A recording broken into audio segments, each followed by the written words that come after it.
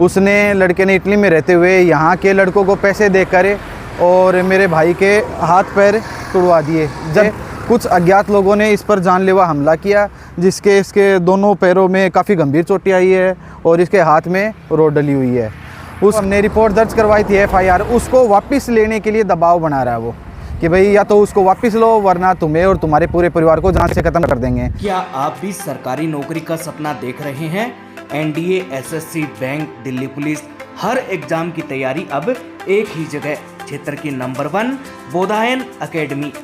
बोधायन नाम है पहचान, हर एग्जाम में देता जीत की उड़ान, सर्वाधिक चयन देने वाली संस्था, हिंदी और अंग्रेजी माध्यम, अनुभवी फैकल्टी और बेहतरीन छात्रावास सुविधा। नए बैच प्रारंभ, सीमित सीटें, अभी संपर्क करें। यूनियन बैंक के पास, खेतड़ी रोड, चिड़ावा। चिड़ावा में FIR वापस लेने का दबाव व जान से मारने की धमकी देने का मामला, पीड़ित परिवार ने DSP से लगाई गुहार।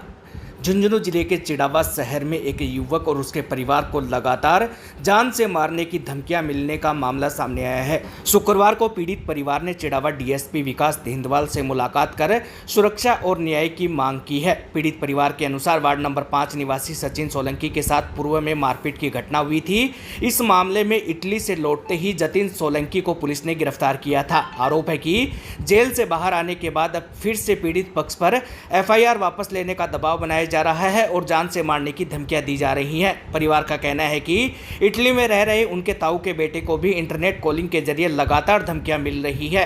पीड़ित पक्ष ने बताया कि इससे पहले भी धमकियों को लेकर शिकायत दी जा चुकी है, लेकिन अब तक स्थायी समाधान नहीं हुआ। दोपहर करीब 2 बजे मिली जानकारी के अनुसार पीड़ित परिवार ने DSP से आरोपियों के खिलाफ सख्त कार्रवाई करने और परिवार की सुरक्षा सुनिश्चित करने की मांग की है। जी बताइए क्या मामला है? जी, मेरा नाम विशाल सोलंकी है। मैं चिड़ावा का रहने वाला हूँ, खटीको का मोहल्ला, वार्ड नंबर 5 का।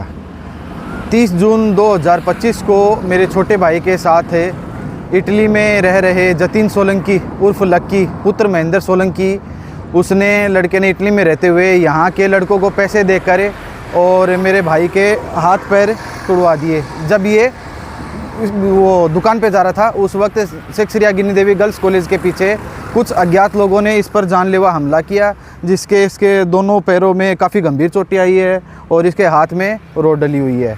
उसके बाद हमने पुलिस थाना चिड़ावा के अंदर उसके खिलाफ FIR दर्ज करवाई थी और उसके बाद में अब 9 महीने बाद जब वो लड़का इटली से आया तो उसकी गिरफ्तारी हुई और वो 13-14 दिन जेल में भी रह के आया है। हाई कोर्ट से उसको ज़मानत मिल गई। अब वो लड़का ज़मानत पे आने के बाद हमें वो यहाँ पे रह के और हमें गलियों में आते जाते हुए हम पे टोंट मारता है, गाली गलौज करता है तथा अपने साथी रोहतास सोलंकी पुत्र श्यामलाल सोलंकी और विशाल सोलंकी उर्फ लीला पुत्र संजय सोलंकी और इसके अलावा अन्य भी 2-3 जो लड़के हैं जो अपराधी प्रवृत्ति के हैं, जो बदमाशी करते हैं, उनके साथ जाकर और छोटे भाई का जैसे स्कूल में बच्चे को छोड़ने जाता है तो पीछे से आके मोटरसाइकिल का हॉर्न बजाता है, गाली गलौज करता है तथा जो हमने रिपोर्ट दर्ज करवाई थी FIR, उसको वापस लेने के लिए दबाव बना रहा है वो कि भाई या तो उसको वापस लो वरना तुम्हें और तुम्हारे पूरे परिवार को जान से ख़त्म कर देंगे। और जो मेरे ताऊ जी का लड़का है रामू सोलंकी, जिसने कोर्ट में हमारे साथ हमारी कागज़ कार्रवाई में और अन्य जो थाना तहसील में हमारी मदद की थी, हमारे साथ गया था, उसको वहाँ पे इटली में रहते हुए उसको अपने दोस्तों से जान से मरवाने की धमकी दे रहा है, जिसकी बाकायदा हमारे पास रिकॉर्डिंग है। 2-3 बार भी पहले भी रामू सोलंकी मेरे ताऊ जी के लड़के के पास है उस इंटरनेट कॉल के ज़रिए और गाली गलौच और धमकी का पहले भी फ़ोन आ चुका है और अभी 6 तारीख को भी उसके पास रामू सोलंकी के पास फ़ोन आया था, गाली गलौच भी करी है उसके जतिन सोलंकी के दोस्तों ने वहाँ पे इटली में रहते हुए और उसने जान से मारने की धमकी दी है उसको। तो इस मामले को लेकर हम अभी डिप्टी साहब के पास आए हुए हैं और इन्हें अपनी अर्जी दी है, बताया है, इनको एप्लीकेशन दी है और ये हमारे बारे में जो हुई है तो इसलिए हमने इनसे रिक्वेस्ट की है कि भाई आप इन लोगों को पाबंद करें ताकि ये खुलेआम बदमाशी कर रहे हैं, धमकी दे रहे हैं, इनको किसी चीज़ का भय नहीं है।